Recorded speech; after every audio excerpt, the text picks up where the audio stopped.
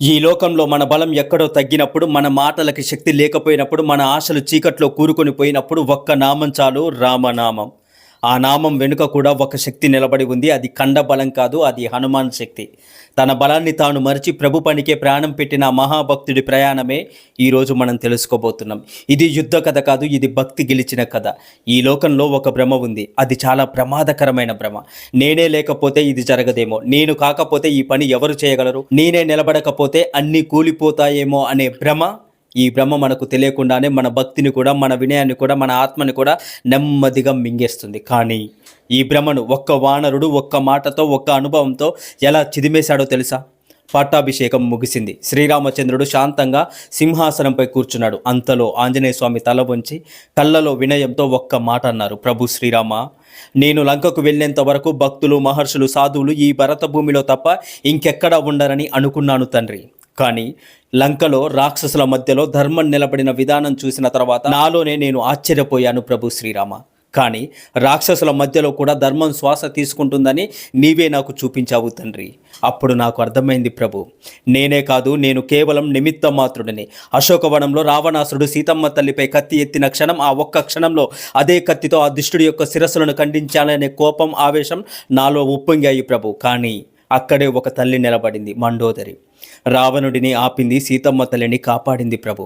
అప్పుడే నా లోపల ఒక భ్రమ కూలిపోయింది ప్రభు శ్రీరామ. నేనే లేకపోతే సీతమ్మను ఎవరు కాపాడేవారు అనే అహంకారం నా హృదయంలో నుంచి జారిపోయింది ప్రభు. ప్రభు శ్రీరామ, నీవు నన్ను ఉపయోగించలేదు. నీ కార్యానికి నీవు ఎవరిని ఉపయోగించాలో నీకు తెలుసు. రావణుని తమ్ముడిని ఉపయోగించావు, రావణాసుడి యొక్క భార్యను రక్షకురాలుగా నిలబెడతావు. రావణుడినే ఉపయోగించావు, ఒక సాధ్వి త్రిజట మాటను నిజం చేయడానికి సామ్రాజ్యాన్ని దయింపజేస్తావు. అప్పుడు నాకు స్పష్టమైంది ప్రభు శ్రీరామ, నీ కార్యంలో మేము కర్తలు కాదు, మేము కేవలం నిమిత్త మాత్రులము అని. ఈ సృష్టిలో ఎవరు అనవసరం కాదు, అలాగే ఎవరు అనివార్యము కాదు. ఈ రెండింటి మధ్యలో మన స్థానం ఏమిటో తెలిసిన వాడే నిజమైన భక్తుడు. అందుకే ఈరోజు ఈ వీడియో మనకు చెప్పేది ఒక్కటే, నేనే కనుక లేకపోతే అనే భ్రమ భక్తిలోకి అడుగుపెట్టేలోపు విసర్జించాలి. నేనే కనుక లేకపోతే అనే భ్రమ మన జీవితంలో ఎప్పుడూ రాకూడదు. ఆంజనేయ స్వామి లాంటి మహావీరుడే నేను నిమిత్త మాత్రుడిని అని తల వంచినప్పుడు మానవ మాత్రులం మనమెంత? మన జీవితంలో ఏ పని జరిగినా, ఏ విజయం వచ్చినా, ఏ అద్భుతం జరిగినా అది మన తెలివితేటలు కాదు, అది మన శక్తి కాదు, అది మన గొప్పతనం అసలే కాదు, అది ఈశ్వర సంకల్పంగా భావించాలి. అందుకే పని కుదిరితే గర్వం పడవద్దు, పని కుదరకపోతే నిరాశ చెందవద్దు. ఎందుకంటే కార్యం నడిపించేది మనం కాదు, కార్యం మన ద్వారా నడిపించేది ఈశ్వరుడే. తెలిసి పలికినా, తెలియక పలికినా, నిద్రలో పలికినా, ఆపదలో పిలిచినా రామనామమే రక్ష. ఈ లోకంలో మనకు తెలియకుండానే మన భక్తిని కలుషితం చేసే ఒక అతి సూక్ష్మమైనటువంటి విషయం ఉంది. అది కోపము కాదు, ద్వేషం కాదు, పాపం కూడా అసలే కాదు, అది భ్రమ. ఈ భ్రమ మనల్ని నాస్తికులను చేయదు, కానీ మనల్ని నిజమైన భక్తులుగా మారనివ్వదు. ఈ కథ మీ హృదయాన్ని తాకితే, మీ జీవితంలో ఒక్కసారైనా నేనే అనే మాటకు బదులుగా అంతా నీ చిత్తమే ప్రభు, అంతా నీ చిత్తమే ఈశ్వర అని అనిపిస్తే అదే ఈ వీడియో సారాంశం అవుతుంది. మనం చాలాసార్లు ఇలా అనుకుంటాం కదా, నేనే చేయకపోతే ఈ పని జరగదు, నేను లేకపోతే ధర్మం నిలబడదు, నేనుంటేనే అన్ని సవ్యంగా జరుగుతాయి. ఇది అహంకారమా లేదా బాధ్యతాభావమా? పట్టాభిషేకం అయిపోయింది. శ్రీరామచంద్రుడు అయోధ్యలో రాజుగా విరాజిల్లుతున్నాడు. అప్పుడు లంకను కాల్చి వచ్చిన సర్వశక్తిమంతుడైన హనుమంతుడు రాముని ఎదుట నిలబడి ఒక్క మాట అన్నారు. ప్రభు శ్రీరామ, నేను లంకకు వెళ్ళేంత వరకు భక్తులు, సాధువులు, మహర్షులు ఈ భరత భూమిలోనే ఉన్నారు అనుకున్నాను. లంకలో రాక్షసుల మధ్యలో విభీషణుడు, మండోదరి, త్రిజట, వాళ్ళ ద్వారా హనుమంతుడికి ఒక సత్యం అర్థమైంది. భక్తి ప్రాంతం చూడదు, భక్తి జాతి చూడదు, భక్తి రూపం చూడదు. హనుమంతుడికి వచ్చిన నేనే అనే భావం ఎలా కూలిపోయిందో, సీతమ్మను రక్షించడానికి స్వామి ఎలా రావణాసుడినే ఉపయోగించుకున్నాడో, మన జీవితాలకు ఇది ఎలా వర్తిస్తుందో, ముఖ్యంగా నేనే కనుక లేకపోతే అనే భ్రమ మన భక్తిని ఎలా నాశనం చేస్తుందో. కానీ ప్రభు శ్రీరామ, లంకలో అన్ని ప్రాసాదాలు దాటిన, అన్ని వీధులు వెతికిన, సీతామాత జాడ కనిపించని ఆ నిస్సహాయ క్షణంలో విభీషణుని మాట మేరకు ఒక సాధ్వి తల్లి దర్శనం కలిగినప్పుడు నా హృదయం చీలిపోయింది ప్రభు శ్రీరామ. ఎవరినైతే ఎంత వెతికినా కనుగొనలేకపోయానో ఆ తల్లి జాడ లంకలోనే ఒక సాధు పురుషుని ద్వారా తెలియజేయబడింది. అప్పుడు అనిపించింది, శ్రీరామ ప్రభు, నీవు నన్ను సీతమ్మను చూడడానికి మాత్రమే కాదు, ఈ సత్యాన్ని చూపించడానికి కూడా నన్ను లంకకు పంపావేమో అని. ప్రభు శ్రీరామ, అశోకవనంలో దుష్ట రావణుడు తీవ్ర కోపంతో కోపంతో సీతామాతను వధించేందుకు కత్తి ఎత్తిన క్షణం ఆ కత్తితోనే వాడి శిరస్సులు ఖండించి అక్కడికక్కడే వాడిని అంతం చేయాలనే అగ్ని నా లోపల మండింది ప్రభు. కానీ ఒక్క క్షణం మాత్రమే. అంతలోనే ఒక తల్లి నిలబడింది. ఆమె మండోదరి. తన భర్త అయిన అధర్మాన్ని అడ్డుకుంది, రాక్షసుడిని వారించింది, అమ్మను కాపాడింది. ఆ దృశ్యం ప్రభు శ్రీరామ నన్ను కుదిపేసింది. నాలో ఎక్కడో మెల్లగా పుట్టుకొస్తున్న ఒక భ్రమను అదే క్షణంలో చిత్తుగా చేసింది. నేనే లేకపోతే సీతమ్మను ఎవరు కాపాడేవారు అనే అహంకార భావం నా హృదయంలో నుంచి మెల్లగా జారిపోయిందని గుర్తించాను ప్రభు. నీవు ఆ తల్లిని కాపాడడమే కాదు, ఆ పని స్వయంగా రావణాసుడి పత్ని చేతనే చేయించావు. అప్పుడే నాకు అర్థమైంది ప్రభు, నీవు ఎవరితో నీ కార్యం చేయించుకుంటావో వారితోనే ఆ కార్యాన్ని నెరవేర్చుకుంటావు. ఇందులో మా గొప్పతనము ఏమీ లేదు, మా మహత్వము ఏమీ లేదు. త్రిజట తన స్వప్న వృత్తాంతాన్ని లంకలోని రాక్షసుల స్త్రీలకు చెబుతూ ఉండగా, లంకలోకి ఒక కోతి వస్తుంది, వానరం లంకను దహిస్తుంది అని చెప్పిన మాటలు నేను విన్నప్పుడు నా హృదయం భయంతో నిండిపోయింది ప్రభు. ఎందుకంటే నీవు నాకు లంకను దహించడం గురించి ఏ ఆజ్ఞ ఇవ్వలేదు. అయినా ఈ మాటలు ఎలా నిజమవుతాయో నాకే అర్థం కాలేదు శ్రీరామచంద్ర ప్రభు. అంతలోనే రావణుని ఆస్థానంలో దుష్టుని ఆజ్ఞ మేరకు సైనికులు నన్ను వధించేందుకు నా మీదకు విరుకొచ్చినప్పుడు విభీషణుడు ముందుకు వచ్చి వారిని వారించాడు. దూతలను వధించడం నీతి కాదు అని అన్నకు నచ్చజెప్పాడు విభీషణుడు. ఆ క్షణంలో ప్రభు శ్రీరామ నాకు అర్థమైంది. రావణుడు తమ్ముడి మాటను మన్నించి వాడి తోకకు నిప్పు పెట్టండి అని భటులను ఆదేశించిన క్షణం నా మనసులో ఒక్కసారిగా వెలుగు మెరిసింది శ్రీరామ ప్రభు. లంకలో ఆ సాధ్వి త్రిజట చెప్పిన మాటలు, ఒక వానరం వస్తుంది లంకను దహిస్తుంది అనే మాటలు ఒక్కొక్కటిగా నిజమవుతున్నాయని నాకు అర్థమైంది. ప్రభు శ్రీరామ, నిజం చెప్పాలంటే నీవే కనుక లంకా దహనం చేయమని నాకు ఆజ్ఞ ఇచ్చి ఉంటే నేను ప్రయత్నించేవాడిని, పథకం వేసేవాడిని, నా బలాన్ని నమ్మేవాడిని. కానీ నీవు ఏ ఆజ్ఞ ఇవ్వకుండానే లంక దహించడానికి కావలసిన బట్టలు, నెయ్యి, అగ్ని అన్నీ నీవే రావణాసురుడి చేత సమకూర్చావు ప్రభు శ్రీరామ. లేకపోతే లంకను కాల్చడానికి ఈ ఏర్పాట్లు నాకెలా జరిగేవి తండ్రి రామయ్య? అప్పుడే నాకు భయంకరమైన సత్యం ఒకటి బోధపడింది ప్రభు. ఒక భక్తురాలి మాటను నెగ్గించడం కోసం నీవు ఒక మహారాక్షసునే పనిముట్టుగా మార్చావు. త్రిజట మాట కోసం రావణుడినే నీ ఆయుధంగా చేసుకున్నావు. అటువంటప్పుడు ప్రభు, నీ కార్యాన్ని నాచే చేయించుకోవడంలో ఆశ్చర్యమేముంది తండ్రి రామయ్య? నేను వానరుడినే కాదు, నీ శ్వాసలో పుట్టిన ఒక చిన్న అణువునే కదా తండ్రి. నేను కర్తను కాదు, నేను నాయకుడిని కాదు, నేను మహావీరుడిని కూడా కాదు. నేను కేవలం నిమిత్తం మాత్రుడిని. నీ కార్యాన్ని నీవే సంకల్పిస్తావు, నీవే నడిపిస్తావు, నీవే నెరవేర్చుకుంటావు. మా పేరు మధ్యలో ఒక్క క్షణం కనిపిస్తుంది, వినిపిస్తుంది, అంతే ప్రభు శ్రీరామ. మన జీవితంలో ఏం జరిగినా, ఏం సాధించినా అది ఈశ్వర సంకల్పం. మన ప్రతిభ కాదు, మన గొప్పతనము కాదు, మన సాధకత్వం అసలే కాదు. అందుకే నేనే కనుక లేకపోతే ఏమీ జరగదు అనే భ్రమ మన హృదయానికి దరిచేరనీయకూడదు.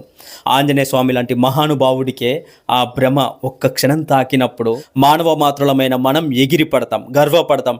నా అంతటి వాడు లేడు అని అనుకుంటాం. నేను కాకపోతే ఇది ఎవరు చేయగలరు అని ఛాతి కొడతాం. ఆ రోజు లంకలో అగ్ని మండినది నా తోకతో కాదు ప్రభు శ్రీరామ. అది నా బలం కాదు, నా శక్తి కాదు, నా ధైర్యం అసలే కాదు. అది నీ రామనామ మహిమ ప్రభు శ్రీరామ. నేను మీ పేరు పలికాను భయంతో కాదు, గర్వంతో కాదు, శరణాగతితో. రామనామం నా నాలుక మీద శబ్దంగా మారకముందే నా హృదయంలో ఆశగా మారింది. తెలిసి పలికినా తెలియక పలికినా రామనామం రక్షిస్తుంది. ఈ మాట గ్రంథాల్లో ఉన్నది కాదు ప్రభు శ్రీరామ, అది నా జీవితంలో నేను చూసిన సత్యము ప్రభు శ్రీరామ. ఈ లోకంలో ఎన్ని మంత్రాలు ఉన్నా, ఎన్ని తపస్సులు ఉన్నా రామనామం అన్నింటికంటే చాలా గొప్పది. సకల పాతకాలను కరిగించే శక్తి రామనామానికి ఉంది. భవబంధాలను తెంచే బలం రామనామానికి ఉంది. కలియుగంలో మనిషి తరించగల సులభమైన మార్గం రామనామమే. రా అన్నప్పుడు మన పెదవులు విడిపోతున్నాయి, మనలో దాగి ఉన్న పాపాలన్నీ ఆ శ్వాసతో బయటికి జారిపోతాయి. మా అన్నప్పుడు పెదవులు మూసుకుంటాయి, మళ్ళీ ఆ పాపాలు మన లోపలికి రాకుండా రామనామమే ద్వారం మూసేస్తుంది. ఇంత సరళమైన తత్వము, ఇంత మహత్తరమైన ఫలము రామనామ జపం సకలార్థ సాధనము. మోక్షానికి అత్యంత దగ్గరి దారి రామనామం. శివుడు మాత పార్వతీదేవికి చెప్పిన మాటలు నాకు ఇంకా గుర్తున్నాయి ప్రభు శ్రీరామ. శ్రీరామ రామ రామేతి రమే రామే మనోరమే సహస్రనామ తత్తుల్యం రామనామ వరాననే. 3 సార్లు రామనామాన్ని పలికితే విష్ణు సహస్రనామ పారాయణం చేసినంత ఫలితం ఉంటుంది. అది శ్లోకము కాదు ప్రభు, అది దైవ వాగ్దానము. ప్రభు శ్రీరామ, నీ నామాన్ని నిరంతరం జపించే వాడికి శత్రుపీడలు దారి తప్పుతాయి, రోగాలు వెనక్కి తగ్గుతాయి, మనస్సు నిశ్చలమవుతుంది, సుఖము శాంతి తానే వెతుక్కుంటూ వస్తాయి. భూమిపై తల్లుడు చేసే ఒక చిన్న పని కూడా నీ నామ మహిమనే చెబుతుంది ప్రభు. చంటి పిల్లలకు స్నానం చేయించాక చివరిగా నుదుటిపై పెట్టే శ్రీరామ రక్ష, అది పిల్లలకు అర్థం కాకపోయినా నీ నామానికి అర్థం తెలుసు. ఏ కష్టం వచ్చినా శ్రీరామచంద్ర నీవే దిక్కు అని అనుకోవడం, అది భక్తి కాదు ప్రభు శ్రీరామ, అది మనసుకు సహజంగా వచ్చే శరణాగతి. తుమ్మినా రామచంద్ర, పడిపోయినా రామచంద్ర, ఆకలి వేసినా అన్నమో రామచంద్ర. ఏమీ తెలియని సామాన్య జనులకు అండగా నిలిచేది రామనామమే. ప్రభు శ్రీరామ, నీకన్నా నీ నామమే మహిమాన్వితం అని ఋషులు చెబుతున్నారు. శ్రీరామ అని వ్రాయబడకుండా ఎట్టి వ్రాతయు వ్రాయబడకుండుగాక అని వశిష్ఠ మహర్షి ఆశీర్వదించారు. నీవు దూరంగా ఉన్నా నీ నామం దగ్గరగా ఉంటుంది. నీవు కనబడకపోయినా నీ రామనామం మమ్మల్ని కాపాడుతుంది. అందుకే ప్రభు శ్రీరామ, నా జీవితంలో నేను చేసినది ఏమీ లేదు, నీ నామం నన్ను నడిపించింది తండ్రి. నేను నిమిత్త మాత్రుడిని, నీవే సర్వశక్తి, నీవే సర్వకర్తవి. సుందరకాండలో మనం గమనించాల్సిన అత్యంత సూక్ష్మమైన సత్యం ఏమిటంటే, శక్తి ఉన్న ఆ శక్తిపై నమ్మకం కలిగే వరకు అది నిశ్చలంగానే ఉంటుంది. హనుమంతుడిలో శక్తి మొదటి నుంచే ఉంది, కానీ ఆ శక్తి పూర్తిగా ప్రకాశించిన క్షణం సీతమ్మ ఆశీర్వాదం పొందిన తర్వాతే. అమ్మ దర్శనం అయ్యాక హనుమంతుడి లోపల ఒక అంతర్గత మార్పు జరిగింది. ఇక ఆయనకు నేను చెయ్యగలనా అనే సందేహం లేదు, ఇది చేయాల్సిందే అనే దృఢ సంకల్పమే మిగిలింది. అక్కడి నుంచి ఆయన ప్రతి చర్య కేవలం వీరత్వం కాదు, అది దైవ సంకల్పానికి ప్రతిబింబం. అందుకే అశోకవనం విధ్వంసం అహంకారంతో చేసిన పని కాదు, అది ఒక ధర్మ హెచ్చరిక. రావణుడి యొక్క అహంకారానికి ముందే పడిన దైవ శబ్దం. ఇంకా కాలం ఉంది, మారిపో రావణ అని చెప్పిన చివరి అవకాశం. లక్షలాది సైన్యం ఎదురైనా హనుమంతుడి మనసులో ద్వేషం లేదు. ఆయన యుద్ధం చేసింది శక్తి కోసం కాదు, భయపెట్టడం కోసం కాదు, ధర్మం నిలబడే వరకు ఎదురు నిలబడం కోసం. అక్షయ కుమారుడి సంహారం కూడా క్రూరత్వం కాదు, అహంకారం ఎంత ఖరీదైనదో ప్రపంచానికి చూపించిన చక్కటి ఉదాహరణ. ఇంద్రజిత్ చేసిన బ్రహ్మాస్త్రానికి స్వచ్ఛందంగా బంధించబడిన క్షణం హనుమంతుడి మహత్వం ఒక శిఖరానికి చేరింది. శక్తి ఉన్నవాడు పోరాడకపోవడమే కాదు, శక్తి ఉన్నా శాంతిగా ఉండగలగడం నిజమైన బలం అని ప్రపంచానికి తెలియజేశారు స్వామి హనుమ. ఆ బంధనంలో ఉన్నప్పుడే రావణుడికి ఉపదేశం చేశాడు. శత్రువు ఎదుట నిలబడి కూడా ధర్మం వైపు పిలిచిన మహాత్ముడు స్వామి హనుమంతుడు. తోకకు నిప్పు పెట్టిన ఘట్టం కేవలం లంక దహనం కాదు, అది అహంకారానికి అంత్య సూచన. అగ్ని అక్కడ ఇళ్లను కాల్చింది కాదు, రావణుని యొక్క భ్రమను కాల్చింది. కానీ గమనించండి, అమ్మవారి నివాసమైన అశోకవనం మాత్రం ఆ అగ్నికి అందలేదు.